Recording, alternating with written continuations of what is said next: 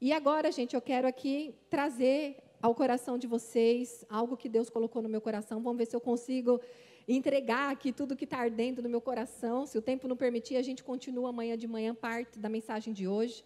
Mas eu queria que vocês, se fossem abrir ou se fosse jogar na tela, a passagem de Lucas, capítulo 13. Nós vamos ler a partir do versículo 10.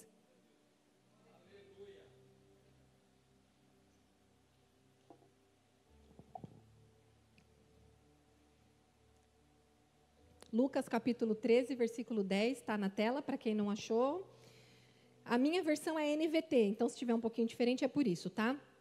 Diz assim a Bíblia: certo sábado, quando Jesus ensinava numa sinagoga, apareceu uma mulher enferma por causa de um espírito impuro.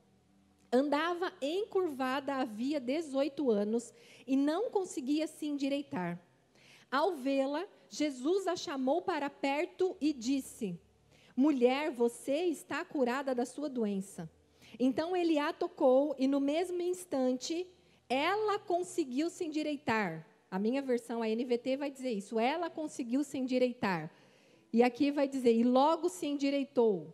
Ou seja, a ação foi da mulher. Consegue compreender? Jesus tocou ela e a partir do momento que Jesus a tocou, ela conseguiu se endireitar, tá? Ela conseguiu se endireitar e começou a louvar a Deus. Muito do que nós já fizemos aqui e do que nós entendemos como gratidão ao Senhor. Eu quero mais uma vez orar, gostaria que você fechasse seus olhos. Pai, aqui está a tua palavra, a tua santa palavra, poderosa palavra e libertadora palavra. Senhor, eu peço a tua graça e eu peço que os teus anjos, ó Deus, esteja agora colocando as mãos em cima dessas mentes, em cima dessas cabeças, em cima, Senhor, desses pensamentos, em cima, Senhor, de tudo aquilo que nós não conseguimos ver, que não é tangível para nós, que parece ser abstrato, mas que é muito vivo e muito real dentro da nossa mente. O Senhor conhece a estrutura, Senhor, cerebral de cada pessoa.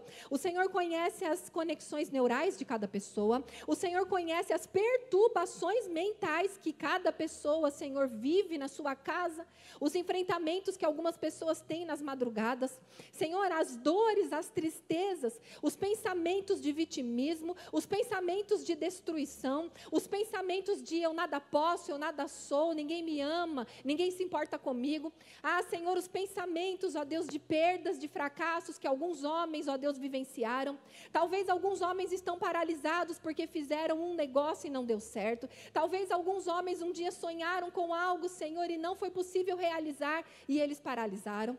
Eu não sei, ó Deus, de ordem que é, Senhor, essa paralisação ou esse encurvamento na mente, no ouvido, na alma e no espírito das pessoas que aqui estão presentes. Mas eu peço que o teu poder, o teu glorioso poder possa quebrar as cadeias, possa quebrar as crenças que limitam essas pessoas, possa destruir as mentiras bem contadas por Satanás, na qual essas pessoas vêm acreditando e se arrastando há anos. Eu peço a Deus que haja libertação dessas mentes com segurança. Senhor, em nome de Jesus, nós damos uma ordem de que está proibido qualquer manifestação demoníaca, está proibido qualquer manifestação demoníaca, qualquer alarde, em nome de Jesus, apenas está liberado a libertação e a cura com segurança, aquilo que é liberado pelo teu Espírito, aquilo que é aprovado pelo teu Espírito, que o Senhor possa ir nas entranhas, nas memórias mais profundas, talvez aquelas memórias de ventre, e que o Senhor possa trazer libertações e curas profundas. Leva cativo, Senhor, essas mentes obedientes ao teu Filho, obedientes a Jesus Cristo, que seja agora essas mentes tomadas pelo teu poder, que toda confusão, que toda distração, que toda falta de foco, que todo sono, que todo ataque no corpo, na mente, em nome de Jesus seja desfeito, anulado, cancelado, e que os teus anjos estejam aqui, Senhor,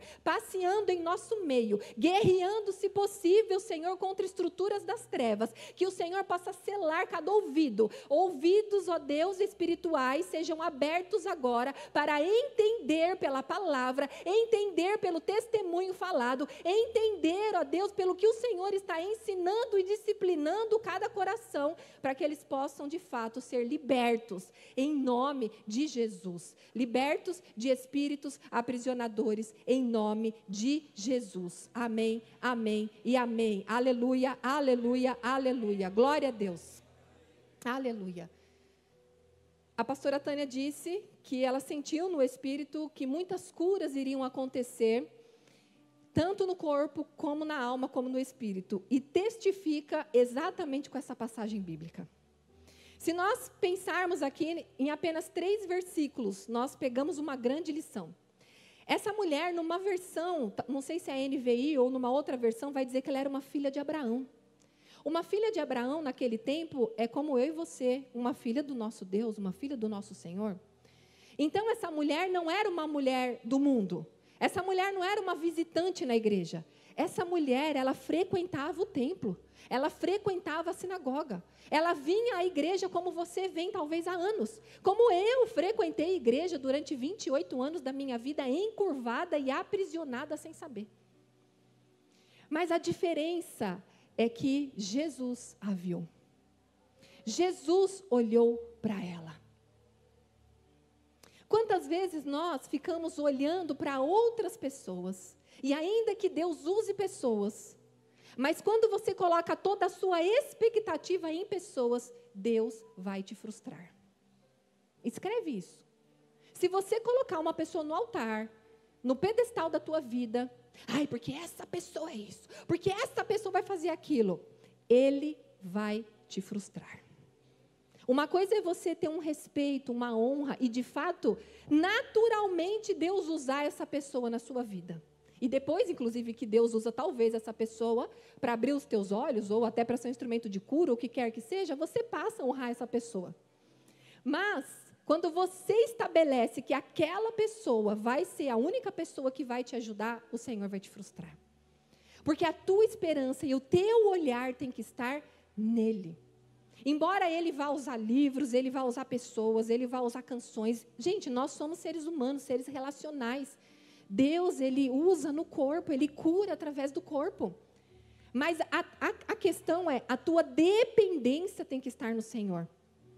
Senhor, quem o Senhor quiser usar. O que o Senhor quiser fazer. Como o Senhor quiser fazer. Porque para algumas pessoas Deus vai falar, sabe o quê? Tranca a faculdade. Sai do seu trabalho, entra para o teu quarto e vai buscar a Deus. Para outras pessoas, Deus vai falar, busca um psicólogo. Para outras pessoas, Deus vai falar, busca um psiquiatra. Para outras pessoas, Deus vai falar, busca a pastora Tânia, vai para a casa de Siloé. Deus sabe como conduzir cada um de nós no processo que Ele escolheu e que Ele determinou. Mas nós só vamos viver aquilo que Ele estabeleceu sobre nossa vida quando, de fato, nós colocarmos toda a nossa confiança nele. E aqui a Bíblia vai dizer que, então, Jesus chamou ela para perto. Jesus está nos chamando para perto. Jesus está nos chamando para sussurrar no nosso ouvido. E muitas vezes nós viemos à igreja, cumprimos a nossa tabela religiosa, e nós achamos que nós estamos perto de Jesus. Porque, e não é uma coisa errada você pensar dessa maneira, porque você foi construído com esse pensamento. Para mim, buscar a Deus era ir à igreja. Esse era o pensamento que foi construído em mim. Então, eu ia com alegria à igreja. Mas, dentro de mim, existia um buraco tão grande, uma dor tão grande e um distanciamento de Deus tão grande, que eu não me sentia amada por Ele. Que eu achava que Ele amava todas as outras pessoas, que se importava com todo mundo, menos comigo. E eu vivia atormentada por pensamentos que me encurvaram durante 28 anos da minha vida. Porque eu não estava perto. Nós precisamos estar perto do Senhor. Além de nós estarmos na igreja, aos domingos ou durante a semana, se você tem a prática, se tem uma igreja que faz esses cultos durante a semana, ok. Participar de eventos, ok. Mas você precisa entrar no teu quarto, fechar a tua porta e ficar pertinho dele. Senhor, toca em mim. Porque quando ele tocar em você, existem lugares que somente o Senhor pode acessar. Existem coisas que homem nenhum pode dar. Somente o Senhor, gente, em todos os aspectos. Seja no aspecto emocional, seja no aspecto financeiro, seja no aspecto espiritual, seja no aspecto, gente, material. Quantas vezes você espera que alguém faça algo por você e você se frustra e se decepciona porque essa pessoa não faz? Quantas vezes eu esperei coisas das pessoas e elas não fizeram? E eu me frustrava e me decepcionava. Ou quantas vezes eu ficava na expectativa de que uma porta ia abrir, de que Deus ia usar aquela pessoa ou aquela situação, e Deus fazia tudo diferente. Ele abria a porta, mas de uma maneira totalmente diferente. E eu experimentei isso recentemente numa situação pessoal na minha casa, onde nós estávamos olhando para um lugar, e é um lugar de direito nosso, é um lugar de onde é para vir algo, e o Senhor já disse que viria, só que nós atrelamos uma situação àquilo. Sabe quando você fala assim, isso vai ser resolvido quando tiver isso? Só vou poder mudar de casa quando tiver dinheiro para tal coisa. Só vou poder fazer tal coisa quando eu tiver isso. E você atrela uma coisa à outra. Só que deixa eu te falar uma coisa.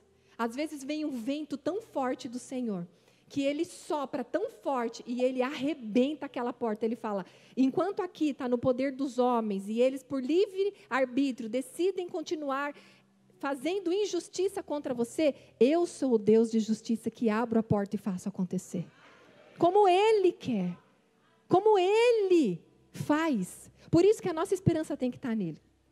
Eu me lembro que no início do meu processo de cura, eu coloquei a minha expectativa numa profissional. Afinal, uma psicóloga formada, eu pensava, meu Deus, ela tem o poder. Mas na minha infantilidade, na minha imaturidade, na minha pequenez, eu achava que essa mulher tinha uma varinha de condão, que ela ia falar para mim, eu tenho problema de autoestima, por exemplo, eu não me amo. Aí ela fala assim para mim, olhe no espelho, diga, eu me amo, eu me amo, eu me amo, 3 vezes, plim. Uau, você passou a se amar? Gente, eu era tão imatura nas minhas emoções e no meu cognitivo, porque deixa eu te falar uma coisa, quando a gente tem uma vida muito difícil, muitos traumas, nós paralisamos naquela idade. Você já viu mulheres de 40, 50, homens também, 50, 60 anos, que você fala, é um menino. Essa atitude foi de um menino birrento. É uma menina batendo o pé, brigando. Por que isso? Quando você vive um forte impacto emocional, isso é um trauma, independente do que foi. Tem pessoas que falam, mas a minha história não é como a sua. Não precisa ser como a minha para ser um trauma. Se você viveu uma experiência que marcou a sua vida de maneira que te paralisou ali, é um trauma.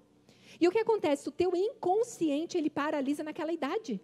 Então, toda vez que você experimentar uma situação parecida, que o teu inconsciente interpreta, um exemplo, rejeição. Então, de repente, você foi rejeitado várias vezes na sua história de vida. Se hoje você vive uma experiência, às vezes nem é uma rejeição ativa, uma rejeição direta, voluntária, no sentido de que alguém de fato quis te rejeitar. Mas o teu inconsciente interpretou, aquela pessoa não foi com a minha cara. Santo não bateu. Eu penso assim, na igreja falar o santo não bateu como? Se é o mesmo Espírito Santo. Mas, às vezes, você sente. E aí, pode ser uma interpretação do teu inconsciente, porque aquela pessoa lembra alguém do teu passado que te feriu. E aí manifesta o quê? O sentimento infantil. E vem o quê? Essa criança, esse menino que todos nós temos dentro de nós, mas que nós precisamos deixar apenas a parte saudável dessa criança, que é o brincar, o rir, o ser leve. A criança que Jesus descreve na Bíblia, que vai herdar o reino dos céus, que ele fala que nós só vamos herdar o reino dos céus se nós formos como criança. O que Jesus está querendo dizer? Que é para ser criança mimada, birrenta, infantil? Não. Ali ele está falando no aspecto de pureza, no aspecto de dependência. O que uma criança é, gente? Ela é pura.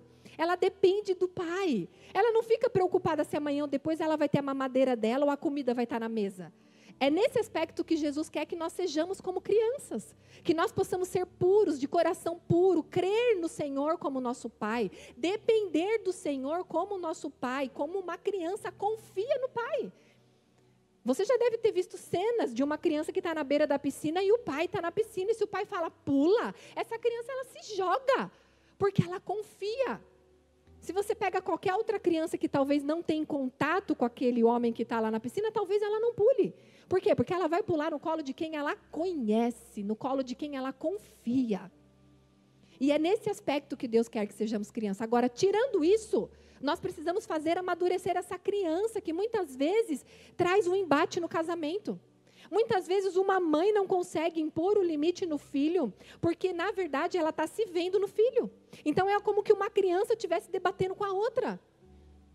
Quantas vezes meu marido falava para mim, você e a Amanda, que é nossa filha mais velha, você e a Amanda parecem duas crianças brigando, duas crianças discutindo.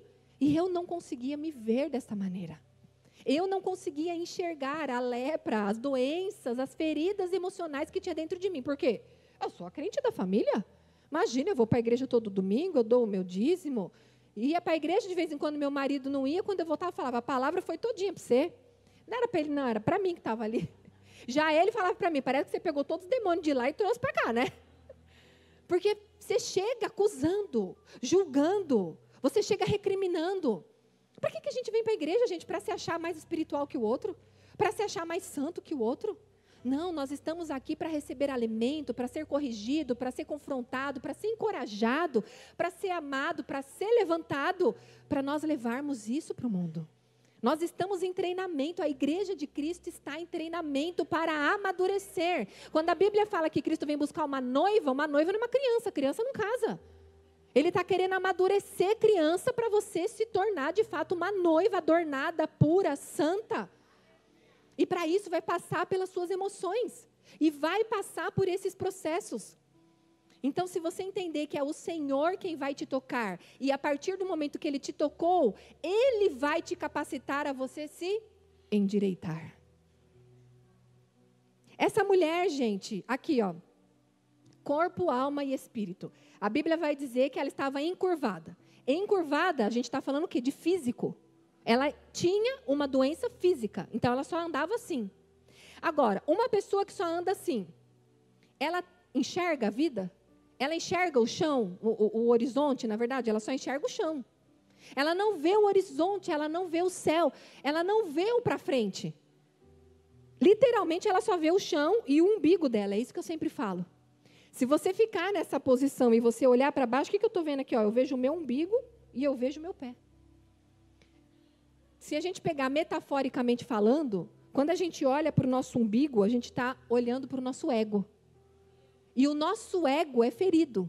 É no nosso ego ferido que habitam a falta de perdão, as mágoas, os ressentimentos, as amarguras. A Bíblia vai dizer lá em Hebreus para a gente não deixar brotar raiz de amargura.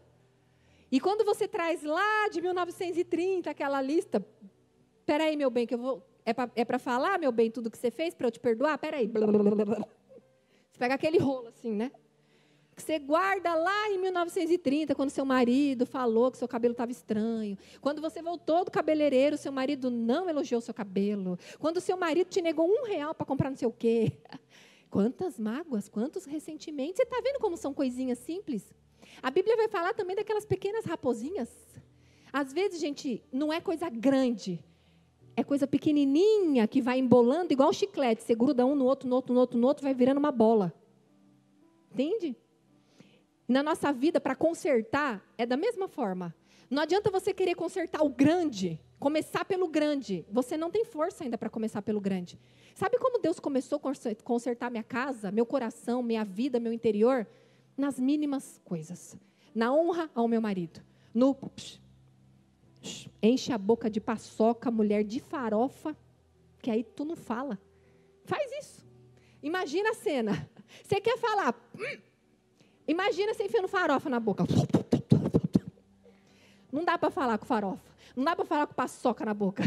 Enche a boca d'água. Aí você vai engolindo assim, ó, bem devagar. Assim, ó. Eu não estou brincando não, gente. Eu quero que você imagine isso. Porque na hora, olha só, uma informação científica para você.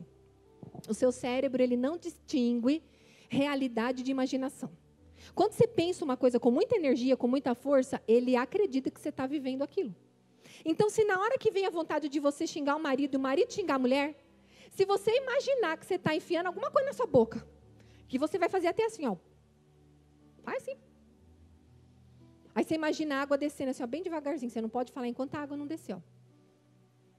Vai acalmando a raiva. É nessas pequenas coisas que você vai restaurando o teu lar. Fechando sua boca. Abençoando em vez de amaldiçoar. Liberando perdão nos momentos mais difíceis. Mulherada indo lá à noite fazer as coisas boas que o marido gosta de fazer, que vocês sabem. O marido ser romântico, carinhoso. E, por favor, marido, né, perguntar o que a esposa gostaria que você fizesse para contribuir e ajudar. Gente, nós somos parceiros. Ninguém compete com ninguém, ninguém é melhor do que ninguém. Estabeleçam as funções dentro de casa e cada um faça a sua função para não pesar o outro. Tem marido que descarrega tudo em cima da mulher e já tem mulher que descarrega tudo em cima do marido. Vamos sentar e dividir e ver o que um tem mais habilidade, o que o outro, isso aqui eu não gosto de fazer. E respeite. Mulher, não queira que o seu marido seja igual ao marido da sua amiga. Se o seu marido não tem habilidade com coisas de casa, ok, contrata aqueles pessoas que vai lá na casa, o marido de aluguel. Se a mulher não tem habilidade para alguma coisa, o marido também. Vamos pensar numa situação para a gente resolver isso? Mas para de ficar querendo. O marido às vezes quer também que a mulher seja aquela mulher. E já pensou, e você é sempre assim, né? Na casa de todo mundo, você quer exatamente o que sua mulher não é. Você quer aquela mulher cozinheira, ou você quer aquela mulher que limpa a casa, que dona de casa, e a mulher é aquela colérica, que nasceu para governar, que nasceu para liderar, que nasceu para fazer acontecer. E você vai botar essa mulher em casa, você vai fazer ela infeliz. Então, tenta encontrar um equilíbrio. Existe, claro, o tempo da maternidade, o tempo da casa, o tempo da criança. Isso é tudo importante, tudo necessário. Mas a gente precisa entender e os dois se acertarem. Sem um querer que o outro seja como é na outra família, como é não sei na onde, aí isso fica essa guerra. E parece que vocês estão juntos e o amor vai esfriando. Então, é nesses mínimos detalhes que Deus vai começando a endireitar. O meu casamento estava assim, ó.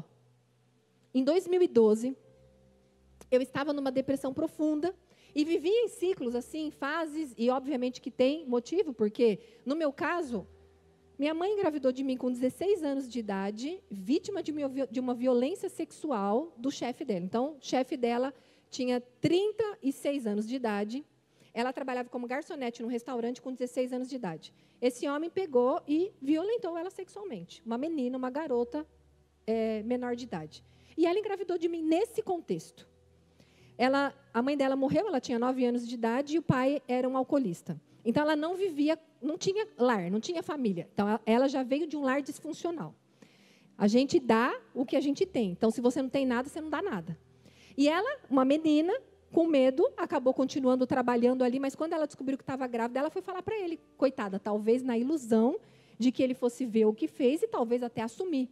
E ele disse para ela, não, de maneira alguma eu quero esse filho. E deu dinheiro para ela abortar. Agora, ela com apenas 16 anos de idade, sem mãe, sem pai, sem contexto nenhum familiar, sem história nenhuma de base familiar, sem apoio nenhum, ela tentou o aborto. Mas Deus já havia soprado o fôlego de vida dele em mim. Jeremias 1,5 vai dizer que antes que nós estivéssemos no ventre da nossa mãe, o Senhor já nos designou para essa terra. Ele já tinha me designado profeta para este tempo geracional. Então, não há poder das trevas, não há poder nenhum que possa vencer o poder de Deus. E um dia Deus falou claramente ao meu coração, filha, houve uma guerra pela tua vida. E outro dia, conversando com uma psicóloga muito conhecida do nosso meio e muito querida, ela disse assim, Roberta, Deus lutou pela sua vida. Porque o teu pai não lutou pela tua vida, tua mãe não lutou pela tua vida, então foi Deus que lutou pela tua vida. Ele desejou que você nascesse. Agora você imagina o nível de rejeição que eu experimentei na vida, só para você ter uma ideia, se a minha vida já começou assim. Agora, dentro desse contexto, eu precisei entender que era o amor de Deus que ia curar cada uma dessas minhas feridas. Então, eu fui encurvando. Com tudo isso que eu fui vivendo, o que foi acontecendo comigo? Eu fui encurvando. E quando a gente chega na fase adulta, nós manifestamos comportamentos que são muitas vezes em defesa daquilo que a gente viveu. Então, resumindo, voltando lá para a minha história um pouquinho, minha mãe, o aborto não deu certo, aí ela ficou desesperada, o que eu vou fazer? Ela gostava de um rapaz, na verdade, não era o meu pai biológico, mas ela gostava de um outro rapaz, que meu pai trabalhava no Rio de Janeiro, esse lugar que ela trabalhava era no Rio de Janeiro, e tinha a casa desse meu pai, de registro, que era vizinho da irmã da minha mãe, em São Paulo. E quando ela estava na casa da irmã, ela tinha um trelelê com esse rapazinho. Aí ela pensou, vou lá e vou me relacionar com ele para falar que a Roberta é filha dele, porque ele era um rapaz de família, tinha uma mãe, inclusive a mãe dele gostava muito da minha mãe. Então, a minha mãe foi lá, se relacionou com ele, passou um tempo, estou grávida. Aí ela, estou grávida de 2 meses, na verdade já estava de 4,5. Eu nasci prematura, gente, mas na verdade que minha mãe inventou toda a história. Aí, esse homem não acreditou muito não que eu era filha dele, mas a mãe dele era uma mulher muito boa, então acho que houve uma insistência ali, ok, ele me registrou, mas ele não assumiu a paternidade, logo ele se casou, porque a namorada dele mesmo engravidou de verdade, dele mesmo, né? E ele se casou, tocou a vida dele e tal. Só que minha mãe pediu para a mulher desse homem que me registrou cuidar de mim. Gente, novela mexicana, minha história, hein? Netflix.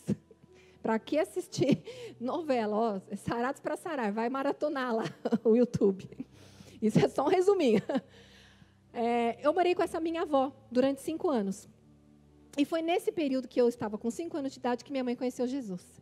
Então, quando ela encontrou Jesus, acredito que tudo aquilo pelo qual minha mãe passou, que também não foi fácil, né, gente? Eu acho que foi o resgate ali de tentar, poxa, eu quero de alguma forma ser mãe da minha filha, eu quero restaurar esse relacionamento. Ela teve a boa vontade, mas ela ainda não tinha estrutura. Então, só boa vontade não adianta, né? A gente tem que ter toda a estrutura. E nisso, ela conversava com algumas pessoas, eu estou com a minha filha, não tenho onde morar, numa situação difícil e tal. As pessoas falavam, não, deixa ela aqui. Ela mora aqui, você vai procurar um emprego, vai arrumar a sua vida. Quando você tiver com tudo arrumado, você vem pegar ela. Gente, a gente está falando dos anos 80 e pouco. Não tinha celular, internet, quem tinha telefone era rico. As pessoas que tinham 5 linhas de telefone, é como se fosse um apartamento hoje em Balneário Camboriú, lá na cobertura. Era mais ou menos nesse nível aí, né? Quem passou dos 40 sabe disso. Então, não tinha como ter contato com a minha mãe. Não tinha essa realidade. Então, minha mãe me deixava nessas casas e sumia. Eu não via minha mãe por meses. E em todas essas casas que eu passei, eu fui vítima de abuso sexual. Mas, encurvamento. E assim, a vida foi me encurvando. É natural que você se encurve diante de tudo que você viveu. Só que quando a gente está lá na fase adulta, o que acontece? Homem nenhum vai mandar em mim. O quê? Que aqueles homens mandavam fazer isso, mandavam fazer aquilo, pôr a boca ali, aqui, me submeter a tudo, as coisas. Não vai mais. É inconsciente. Quem pagou o pato dos traumas que eu vivi com os homens? Meu marido. Porque eu não me submetia, eu não o honrava, eu queria sempre ter a última palavra. E eu estava destruindo o meu casamento com as minhas ações. Claro, meu marido também tem a parcela dele, é um homem colérico, de um temperamento mais difícil, mas eu não compreendia a maneira como ele estava demonstrando um amor e um cuidado de mim. O que era amor e cuidado da parte dele para mim, eu entendia como controle. E assim foi, 15 anos de casado, e nesse vai e vem, esse encurvamento todo, chegou um dia que ele disse assim, eu não aguento mais, eu estou indo embora de casa, você vê o que você faz, porque acho que o problema sou eu, já que nada te faz feliz. E eu acredito que Deus permitiu, naquele momento, ele trazer um espelho à minha frente. E ele trouxe esse espelho. Você é ingrata, você é egoísta, você vai para a igreja e eu não vejo Cristo em você. Você é a crente da família e, você não fala palavrão, não fuma, não bebe, mas caráter, você é uma pessoa que vive reclamando de tudo. Você falava que seria feliz quando tivesse isso, quando tivesse aquilo, quando tivesse não sei o quê. Olha a sua volta. Ele jogou assim a verdade, plá. Nua e crua, vamos dizer assim. E quando eu me deparei com aquilo, eu falei, é verdade. Porque às vezes a gente tem esse costume.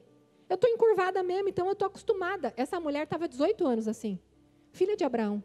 Você imagina se talvez ela entrasse 18 anos na igreja? Entrava e saía, encurvada. Eu entrei 28 anos numa igreja encurvada. Sim, existem legalidades espirituais, existem. Essa mulher estava encurvada por causa de um espírito imundo. Quando a gente fala de tentativa de aborto, isso é uma porta e uma legalidade espiritual que uma mãe abre para o filho. Quando a gente fala de abuso sexual, isso é uma porta que um pai que deveria proteger, não protegeu, abre para o filho. Então, existiram, sim, legalidades espirituais que passaram a me atormentar, porque os meus pais abriram essas portas. E nós, como pais, somos responsáveis pelas portas que abrimos na vida dos nossos filhos. Então, era de ordem espiritual também essa doença, mas também era de ordem física, porque ela estava encurvada, e também era de ordem emocional, porque essa mulher só olhava para o chão. Se você só olhar para o chão, você não vai sonhar. Você não vai ver o horizonte, você não vai ver o céu, as flores, você não vai ver a beleza da grandeza. Você só vai ver o quê? Pedra. Você só vai ver sujeira, você só vai ver ou o seu umbigo, ou o seu ego ferido. Então, a gente está falando, sim, de espírito, de corpo e de alma. Talvez essa mulher tivesse uma dor na alma, que a encurvou. Imagina ela andar só daquele jeito, as pessoas não viam o rosto dela. Imagina a autoestima de uma pessoa que anda assim. É que a gente lê a Bíblia e a gente, façam o exercício de entrar na história. Ou de trazer os personagens para a sua casa, para a sua vida, para o seu contexto ali, ó. Imagina. Porque a gente pensa assim, mulher encurvada. Imagina uma mulher encurvada, gente. As pessoas iriam tirar sarro. As pessoas iriam falar, levanta essa cabeça.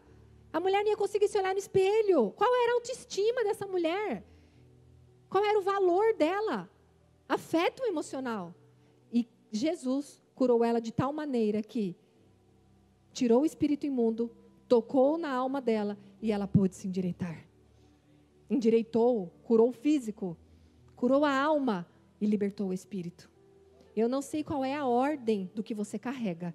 Eu não sei qual é o estágio que você está na tua vida. Talvez você já tenha alcançado algumas curas.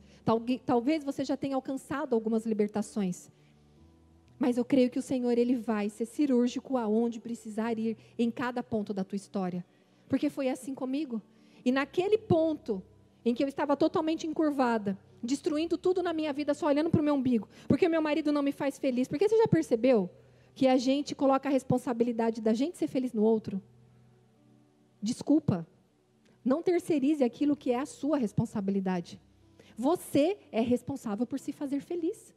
O outro não tem essa responsabilidade. Aliás, você só vai ser feliz de fato num casamento ou em qualquer relacionamento quando de fato primeiro você for feliz. Ser feliz fala de você se dar bem com você mesma. Eu não estou falando de não ver defeitos. Aliás, para você se aceitar e se dar bem com você mesmo, você precisa inclusive acertar os seus defeitos. Aceitar, eu falo rápido, gente, embola tudo. Aceitar. Não acertar, porque tem coisa, não estou falando de pecado. Eu estou falando, por exemplo, eu falo muito, eu falo rápido. Deus me fez assim. Às vezes eu acho que isso é um defeito, entre aspas. Senhor, eu queria falar mais devagarzinho, assim. Mas eu tive que aceitar, porque enquanto eu não aceitava isso, eu me sentia mal comigo mesma. E enquanto eu não aceitava isso, Satanás sempre levantava uma boca das trevas para falar, menina, mas tu fala rápido, hein? Eu falo, gente, sabe o que é que eu preciso ensinar muita coisa? Então, velocidade 2, para você pegar muito conteúdo aí, para você, Eu fui encontrando ferramentas para eu me aceitar. Deus me fez assim. Por quê? Não sei. Pode ser resultado de tudo que eu vivi, Pode ser. Eu não sou uma pessoa nervosa, sou calma, mas eu sou uma pessoa acelerada no sentido de, principalmente na entrega do trabalho, eu sou uma pessoa muito intensa, que eu me entrego. É o meu jeito de ser, e eu encontrei propósito nisso.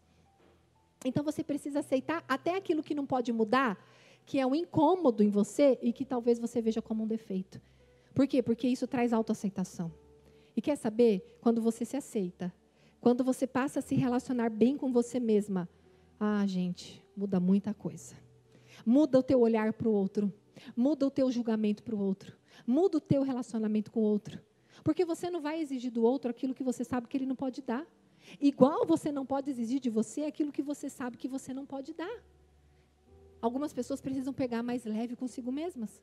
Outras precisam acender um fósforo e bora, minha filha, para de parar no meio do caminho. Você começa uma coisa e para. Você começa uma coisa e para. Bora ir até o fim para glorificar o nome do Senhor. Você precisa encontrar uma motivação que te faça ir até o fim. encontre uma motivação. Seja Deus, seja teu marido, seja teu filho, seja teu pai, seja tua mãe, seja teu líder, seja teu pastor, seja uma pessoa, uma amiga. Encontre algo do qual você vai se agarrar e que por causa disso você vai até o fim. Porque às vezes a gente não tem amor próprio suficiente para ir até o fim por nós mesmas. Então encontre um motivo para você pelo menos chegar até lá e falar, venci. Tudo isso que eu estou falando são coisas que vão ajudando você a endireitar muitas questões. Lá naquele período, voltando àquela história, eu sou assim, eu costuro, vou lá, volto, mas fecha tudo bem. E o que eu não terminar aqui, vocês vão para o YouTube e termina lá. E aí, o meu marido falou, estou indo embora de casa. Naquele momento, rapidamente, a primeira voz que veio soprando no meu ouvido foi, deixa ele ir. Agora você vai ser feliz. Olha as palavras que Satanás usou. A mesma coisa que ele fez com Eva. Deus deu um jardim inteiro para Eva. Uma árvore, apenas uma árvore ela não podia comer. E o que Satanás fez? Essa é que vai trazer para você todo o conhecimento. O que você não tem é o que vai te fazer feliz, entende? Cuidado com o que você deseja. Não estou falando de sonhos, tá? Estou falando de desejos, impulsos carnais. Cuidado com o que você deseja. Porque às vezes você deseja algo, mulher, que o teu marido não pode dar, e vai vir um na tua porta, dando aquilo que você gostaria de receber do seu marido. E, infelizmente, muitas caem nessa armadilha. Homem também, cuidado com aquilo que você deseja, que de repente tua mulher não pode dar, porque sempre vai ter uma levantada por Satanás para vir de bandeja. Coloque os teus desejos na cruz de Cristo. Fala, Senhor, purifica os meus desejos. Limpa os meus desejos, alinha os meus desejos ao teu. Eu quero desejar o que o Senhor deseja. Eu quero sonhar o que o Senhor deseja. Eu quero que a minha vida seja a vida que o Senhor desejou para mim. Isso é andar perto de Jesus. Andar perto de Jesus é isso. Senhor, eu posso dar esse passo? Andar perto de Jesus é, Senhor, ilumina, pisa, e aí eu piso onde o Senhor iluminou, pisou. Andar perto de Jesus é consultar Ele. Muitas vezes tomamos decisões e depois nós culpamos o diabo, culpamos outras pessoas e às vezes até Deus. Alguns estão até de mal de Deus, porque Deus não fez na minha vida, porque Deus não sei o quê. Então avalie aí. Lá na minha história, quando aconteceu aquela voz, a graça se manifestou naquele momento e a doce voz do Espírito Santo veio até mim e falou, filha, você vai deixar que a sua família escorra por entre os seus dedos? Presta atenção que o Espírito Santo me fez uma pergunta. Ele não me deu uma resposta. Ele me fez uma pergunta. Deixa eu te falar uma coisa. Para de buscar a resposta pronta no outro. Comece a fazer perguntas para você. Porque existem muitas respostas que você busca dentro de você. Primeiro, porque o Espírito Santo, que conhece todas as coisas, e você, como ninguém, habita dentro de você. Então, tem respostas que você busca que Ele pode acionar na tua memória, ativar e você encontrar. Outras respostas é porque você precisa silenciar. Você precisa aquietar. Apesar de eu ser intensa, de eu falar muito, eu tenho todos os dias o meu momento de quietude com Deus. Meus cadernos, onde eu escrevo, onde eu pergunto coisas para mim, onde eu pergunto coisas para Deus, onde eu tenho aquele tempo de reflexão, porque tudo isso gera consciência. E a consciência também é cura. E a consciência também é libertação.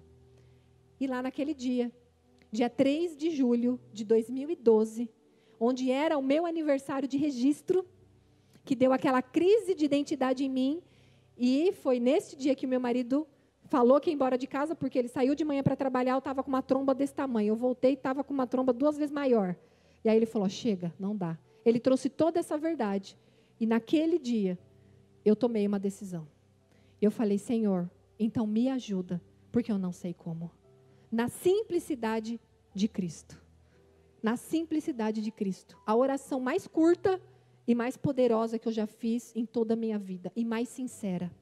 E a partir daquele dia, foi como se de fato eu me rendesse. Sabe quando você entende que tudo que você tentou na força do seu braço não deu? Tudo que você vinha buscando, com o recurso que você tinha, com o que você achava que era, não deu.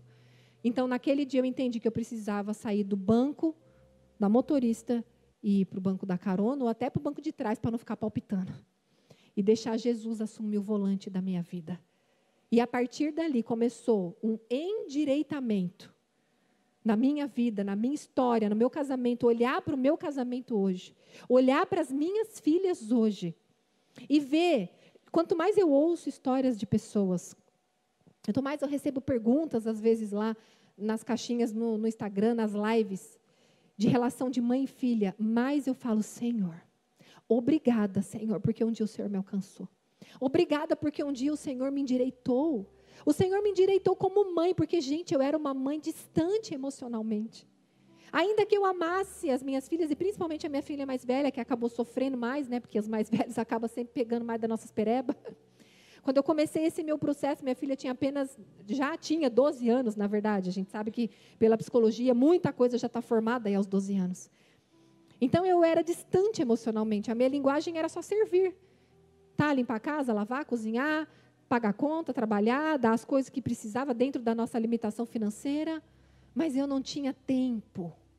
Olho no olho, ouvidos atentos, compreensão, sabe? Porque a filha chega falando e você já fala, preciso saber dessa história direito, menina, eu vou averiguar isso aí deve ser mentira sua. Você nem ouviu. Ou então a criança vem falando de uma nota e você, e fulana, quanto tirou? Não importa quanto tirou fulana. É o teu filho, é a tua filha, é um ser único que você precisa enxergar. Você entende quantas coisas? Endireitar. Quantas coisas são necessárias endireitar?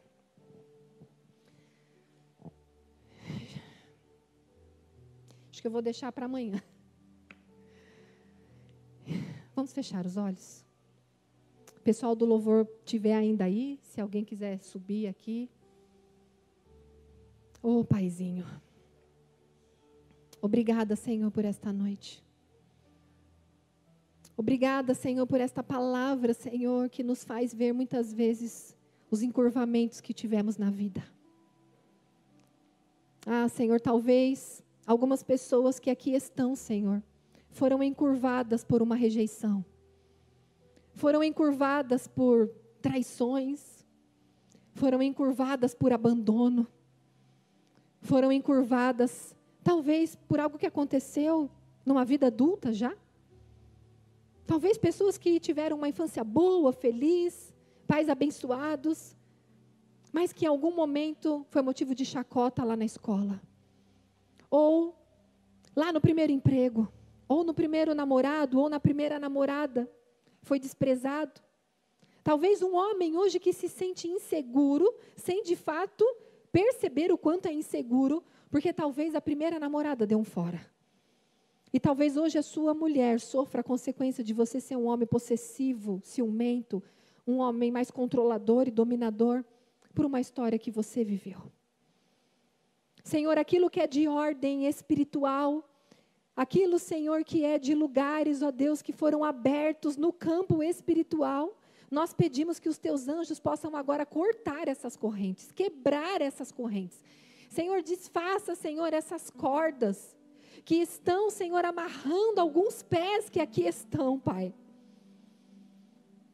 Senhor, aquilo que é de ordem emocional, aquilo que veio de palavras, ó Deus, mal colocadas por um cônjuge, aquilo que veio, Senhor, para ferir o coração desse homem, dessa mulher, palavras que vieram de uma figura de autoridade, de um professor, de uma professora, de um líder, de um pastor, de uma amiga que essa pessoa talvez tinha autoestima, palavras que uma mãe disse, um irmão mais velho.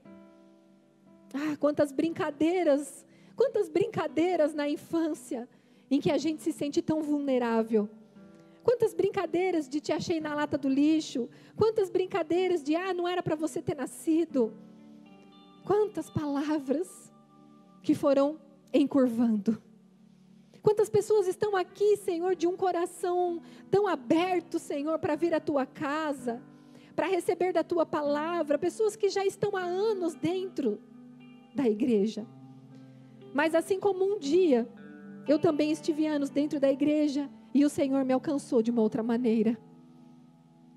Eu me lembro o dia que a psicóloga que me atendeu falou, Roberta, Se você não colocar toda a tua expectativa no Senhor, eu nada posso fazer por você. Talvez você tenha colocado sua expectativa em homens, em mulheres, em líderes e até em profissionais. E Deus está falando, eu posso usar essas pessoas, mas eu vou usar quem eu quero, não quem você escolheu. Eu vou tocar você de uma maneira pura, eu vou tocar você de tal forma que a tua alma encontre o meu olhar. Ah, se você é essa pessoa que de repente quer vir aqui para o altar, para você se endireitar, para você deixar aqui como que se fosse a representação da cruz de Cristo, onde você deixa tudo aquilo que te encurvou, esse espaço é para você.